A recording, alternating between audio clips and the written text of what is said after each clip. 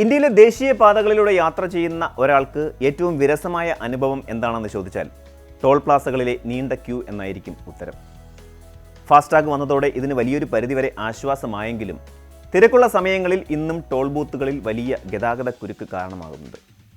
എന്നാൽ 2026ഓടെ ഈ കാഴ്ചകൾ ചരിത്രമാകാൻ പോവുകയാണ്.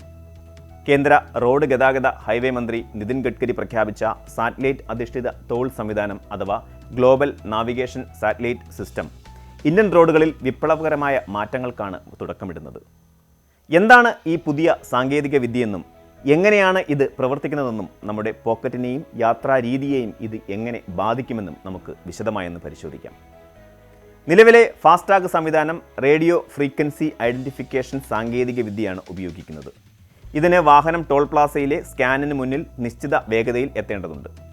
എന്നാൽ സാറ്റലൈറ്റ് ടോൾ സംവിധാനത്തിൽ ടോൾ പ്ലാസകളുടെയോ തടസ്സങ്ങളായ ബാരിയറുകളുടെയോ ആവശ്യമില്ല. GPS അല്ലെങ്കിൽ GNSS സഹായത്തോടെ വാഹനത്തിൻ്റെ കൃത്യമായ സ്ഥാനം നിരീക്ഷിച്ചാണ് ഇവിടെ ടോൾ കണക്കാക്കുന്നത്. ഒരു ഹൈവേയിൽ പ്രവേശിക്കുന്നത് മുതൽ അത് വിടുന്നത് വരെയുള്ള ദൂരം ഉപഗ്രഹങ്ങൾ വഴി ട്രാക്ക് ചെയ്യപ്പെടും. നിങ്ങൾ എത്ര ദൂരം സഞ്ചരിച്ചുവോ അതിന് മാത്രം പണം നൽകിയാൽ മതിയാകും. ഇതിനെ മൾട്ടിലെയിൻ ഫ്രീ ഫ്ലോ എന്നാണ് വിളിക്കുന്നത്. 80 കിലോമീറ്റർ വേഗതയിൽ സഞ്ചരിക്കുമ്പോഴും ക്യാമറകൾക്കും സാറ്റലൈറ്റിനും വാഹനം തിരിച്ചറിയാൻ സാധിക്കും. വാഹനത്തിലെ നമ്പർ പ്ലേറ്റുകൾ ഹൈസ്പീഡ് ക്യാമറകൾ വഴി സ്കാൻ ചെയ്യുകയും ഫാസ്ടാഗ് അക്കൗണ്ടിൽ നിന്നോ ലിങ്ക് ചെയ്ത ബാങ്ക് അക്കൗണ്ടിൽ നിന്നോ പണം നേരിട്ട് ഈടാക്കുകയും ചെയ്യും. നിലവിലെ 2 ടോൾ പ്ലാസകൾക്കിടയിൽ കുറഞ്ഞ ദൂരം മാത്രം സഞ്ചരിക്കുന്നവരും മുഴുവൻ തുകയും നൽകേണ്ടി വരാറുണ്ട്. എന്നാൽ പുതിയ സംവിധാനത്തിൽ സഞ്ചരിച്ച ഓരോ കിലോമീറ്ററിനും ആനുപാതികമായ തുക മാത്രം നൽകിയാൽ മതിയാകും. പുതിയ സംവിധാനം വെറുമൊരു ടോൾ പിരിവ് രീതിയല്ല, മറിച്ച് റോഡ് സുരക്ഷ ഉറപ്പാക്കാനുള്ള ഒരു മാർഗം കൂടിയാണ്. ഉപഗ്രഹങ്ങളുടെയും ആർട്ടിഫിഷ്യൽ ഇൻ്റലിജൻസിൻ്റെയും പിന്തുണയോടെയാണ് ഇത് പ്രവർത്തിക്കുന്നത്. ഒരു വാഹനം ഒരു പ്രത്യേക പോയിന്റിൽ നിന്ന് അടുത്ത പോയിന്റിലേക്ക് എത്താനെടുക്കുന്ന സമയം AI വിശകലനം ചെയ്യും. നിശ്ചിത സമയത്തിന് മുൻപേ വാഹനം അവിടെ എത്തിയെങ്കിൽ അതിനർത്ഥം ഡ്രൈവർ അനുവദനീയമായ വേഗതയേക്കാൾ കൂടുതൽ വേഗത്തിൽ വാഹനം ഓടിച്ചു എന്നാണ്. ഈ ഡേറ്റ ഉപയോഗിച്ച് തത്സമയം പിഴ ഈടാക്കാനും നിയമലംഘനങ്ങൾ കുറയ്ക്കാനും സാധിക്കും. ഹൈവേകളിൽ അപകടങ്ങൾ കുറയ്ക്കാൻ ഇത് വലിയ തോതിൽ സഹായിക്കുമെന്ന് ഗഡ്കരി വ്യക്തമാക്കി. ഈ സാങ്കേതികവിദ്യ നടപ്പിലാക്കുന്നത് വഴി രാജ്യത്തിന് വലിയ സാമ്പത്തിക നേട്ടമുണ്ടാക്കുമെന്നാണ് കണക്കാക്കപ്പെടുന്നത്. ടോൾ പ്ലാസകളിൽ വാഹനങ്ങൾ നിർത്തിയിടുമ്പോൾ കിലോമീറ്ററുകളോളം നീളുന്ന ക്യൂവിൽ ഇന്ധനം വെറുതെ കത്തിയെരിയുന്നുണ്ട്.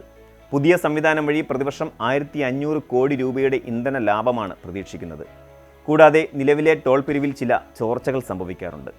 സാറ്റലൈറ്റ് സംവിധാനം വഴി സുതാര്യത ഉറപ്പാക്കുന്നതോടെ സർക്കാരിന് പ്രതിവർഷം 6000 കോടി രൂപയുടെ അധിക ടോൾ വരുമാനം ലഭിക്കും.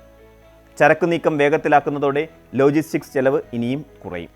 ഇന്ത്യയിലെ ലോജിസ്റ്റിക്സ് ചെലവ് മുൻപ് മൊത്തം ആഭ്യന്തര ഉൽപ്പാദനത്തിൻ്റെ 16% അതിപ്പോൾ 9% കുറഞ്ഞതായി IIMകളും IITകളും നടത്തിയ പഠനങ്ങൾ വ്യക്തമാക്കുന്നു. ടോൾ നൽകാതെ പോകുന്നവർക്കും ഈ ചലാനുകൾ അടയ്ക്കാത്തവർക്കും ഇനി രക്ഷയുണ്ടാകില്ല. വാഹനം വിൽക്കുമ്പോഴോ അല്ലെങ്കിൽ രജിസ്ട്രേഷൻ പുതുക്കുമ്പോഴോ കുടിശ്ശികയുള്ള ടോൾ ഫീസും മറ്റ് പിഴകളും നിർബന്ധമായും അടച്ചു തീർക്കണമെന്ന നിയമം സർക്കാർ ആലോചനയിലാണ്. ഇത് നിയമപരമായ നടപടികൾ കൂടുതൽ സുഗമമാക്കും.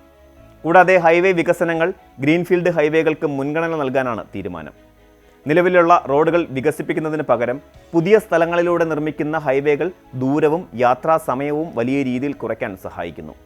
അടിസ്ഥാന സൗകര്യങ്ങൾ വികസിപ്പിക്കാതെ ഒരു രാജ്യത്തിനും വളരാൻ കഴിയില്ല എന്നതാണ് സർക്കാർ നയം.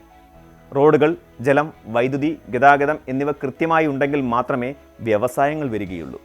നിക്ഷേപങ്ങൾ വർദ്ധിക്കുമ്പോൾ തൊഴിലവസരങ്ങൾ ഉണ്ടാവുകയും അതുവഴി ദാരിദ്ര്യം ഇല്ലാതാവുകയും ചെയ്യും. സാറ്റലൈറ്റ് ടോൾ സംവിധാനം കേവലം സാങ്കേതിക വിദ്യയുടെ മാറ്റമല്ല, മറിച്ച് ഇന്ത്യയുടെ അടിസ്ഥാന സൗകര്യ വികസനത്തിലെ ഒരു വലിയ നാഴികക്കല്ലാണ്. ഇത് യാത്രാസമയം കുറയ്ക്കുകയും പരിസ്ഥിതി മലിനീകരണം നിയന്ത്രിക്കുകയും ഡിജിറ്റൽ സമ്പദ് വ്യവസ്ഥയെ ശക്തിപ്പെടുത്തുകയും ചെയ്യുന്നു. 2026-ൽ ഈ സംവിധാനം നിലവിൽ വരുന്നതോടെ നമ്മുടെ ഹൈവേ യാത്രകൾ കൂടുതൽ ആസ്വാദ്യകരമാകും. സ്റ്റോപ്പ് ആൻഡ് ഗോ എന്ന രീതിയിൽ നിന്ന് ഫ്രീ ഫ്ലോ എന്ന രീതിയിലേക്കുള്ള ഈ മാറ്റം ആഗോള നിലവാരത്തിലേക്കുള്ള റോഡ് ശൃംഖല സൃഷ്ടിക്കാനുള്ള ഇന്ത്യയുടെ ശ്രമങ്ങളുടെ ഭാഗമാണ്. നിയമങ്ങൾ പാലിച്ചും സുരക്ഷിതമായി വാഹനമോടിച്ചും ഈ നവീകരണത്തോട് സഹകരിക്കുകയാണ് ഓരോ പൗരനും ചെയ്യേണ്ടത്.